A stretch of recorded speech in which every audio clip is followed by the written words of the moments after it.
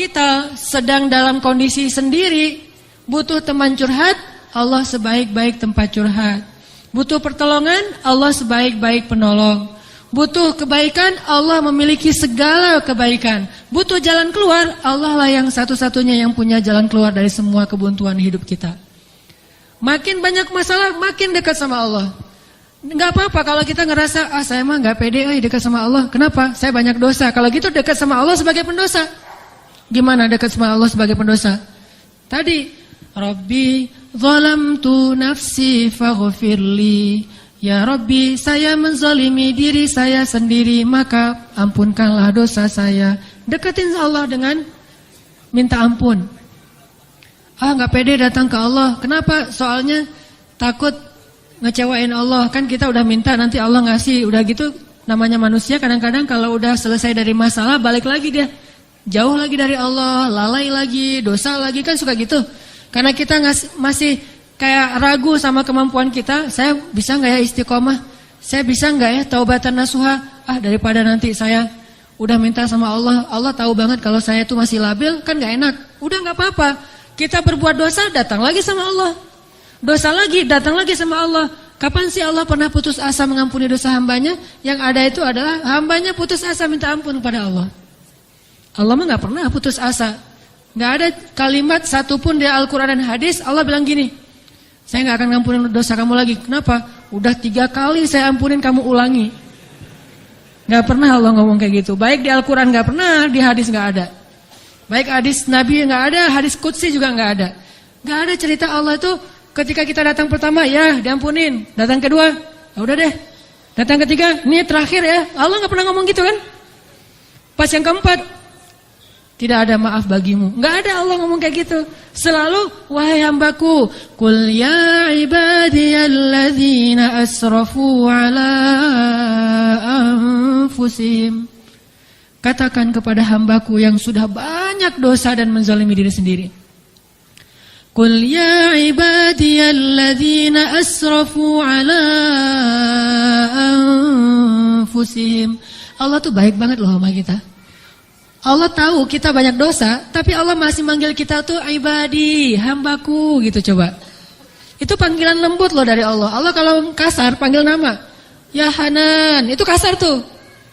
Tapi ya ayah abdi itu lembut. Sama kayak Aisyah kalau marah sama Rasulullah manggilnya Muhammad. Aisyah, ini kata Aisyah sendiri, Aisyah radhiyallahu anha.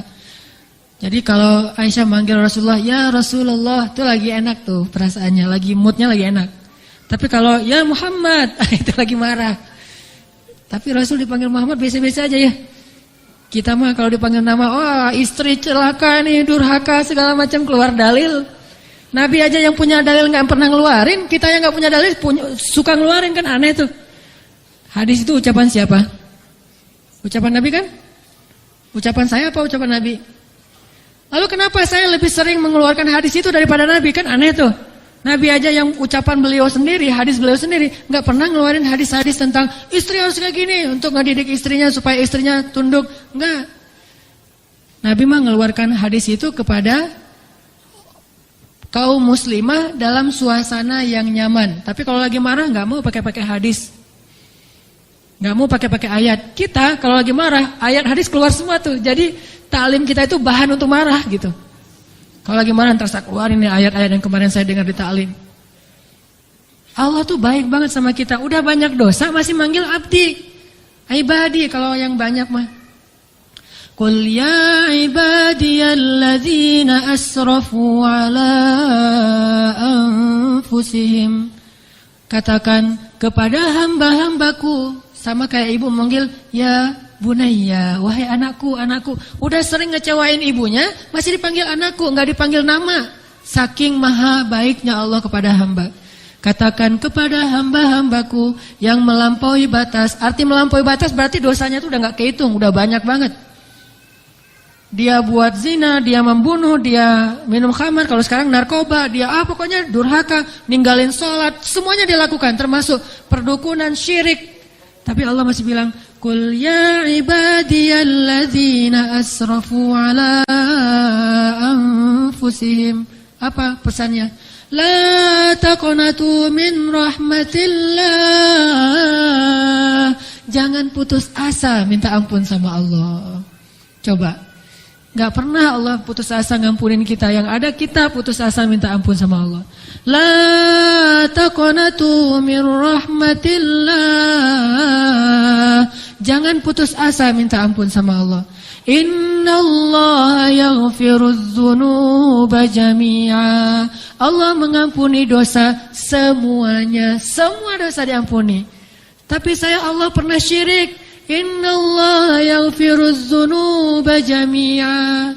Saya pernah berzina ya Allah. Yaghfirudz dzunuba jami'a. Saya pernah durhaka sama orang tua ya Allah. Yaghfirudz dzunuba jami'a. Saya pernah minum khamar, saya pengedar narkoba ya Allah. Yaghfirudz dzunuba jami'a. Saya pernah mencuri hak orang lain ya Allah. Yaghfirudz dzunuba jami'a. Semuanya diampuni.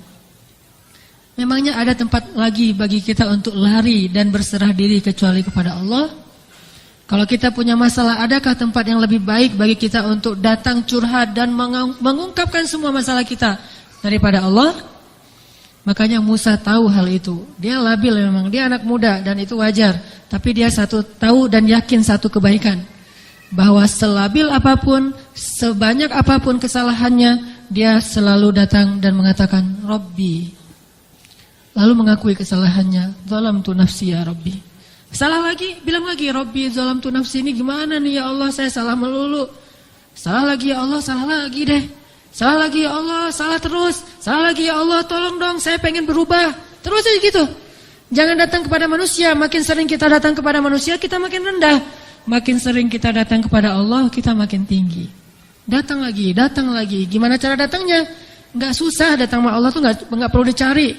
Gak ada cerita Allah lagi lowbat, gak ada. Kalau manusia kita japri, kita telepon lagi lowbat, dia gak akan. Atau lagi enak-enak telepon, tiba-tiba mati teleponnya. Gara-gara kita teleponnya pakai WhatsApp call. Jadi kalau ada masuk telepon yang keputus gitu kan ya, cari yang gratis. Kalau ke Allah mah gratis dan gak akan keputus. Call Allah mah gratis, tinggal gini doang nih. Jadi teleponnya di telapak tangan kita ini adalah gadgetnya. Gini nih. Tekan nomornya gimana? Tekan nomornya itu tinggal ngomong, gak perlu ditekan-tekan. Ngomong aja, Rabbi. Udah langsung terhubung tuh. Kan cepat banget. Kayak ada telepon gitu ya. Nama istri saya Sarah. Sekarang dia ada di atas. Saya kayak misalnya saya mau nelpon istri saya. Terus saya nyalain handphone. Sarah. Halo. Dia manggil saya Albi. Albi itu artinya kekasihku. Albi gitu kan. Ada gak telepon kayak gitu? Bisa gak? Ada ya. Cuma jarang, saya juga gak bisa nih. Gak tahu cara nyetelnya. Jadi kalau mau nelpon istri kita, istriku. Langsung calling gitu. Dan dia langsung ngangkat, nggak lama-lama, kita nunggu lama kok nggak diangkat-angkat. Alasannya lagi, kenapa sih nggak diangkat-angkat? Maaf tadi lagi di kamar mandi, misalkan suka gitu tuh. Allah mah nggak ada cerita gituan. Miss call 10, yang ke-11 baru diangkat, nggak ada tuh. Allah mah nggak ada miss call, nggak ada disconnect, nggak ada sinyal jelek, nggak ada habis pulsa, nggak ada kepotong sama call yang lebih berbayar mahal, nggak ada yang kayak gitu-gituan. Kalau Allah mah tinggal bilang, Rabbi. Ya abdi, labbaik ya abdi, aku terima apa yang kamu butuhkan ya abdi, sebutin gitu. Allah tuh gitu, cuma kitanya nggak mendengar dengan lisan, dengan telinga. Kita harus mendengar itu dengan hati kita. Kalau kita yakin, ana inda dhanni abdi bi, aku tergantung yakinnya hambaku, prasangka hambaku, gimana perasaan hambaku. Kalau kalian yakin aku mendengar dan mengijabah, aku pasti mendengar dan mengijabah. Kan gampang, Allah mah tergantung kita ya.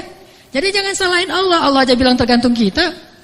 Kalau kita ngerasa doa kita nggak diijabah, jangan salahin Allah, kok Allah nggak ngijabah. Salahin diri kita, kenapa kita nggak yakin Allah mengijabah? Yakin kok, kalau yakin ngapain dipertanyain? Kalau kita yakin jangan dipertanyakan. Karena Allah pasti tidak akan ngecewain hamba yang datang kepadanya.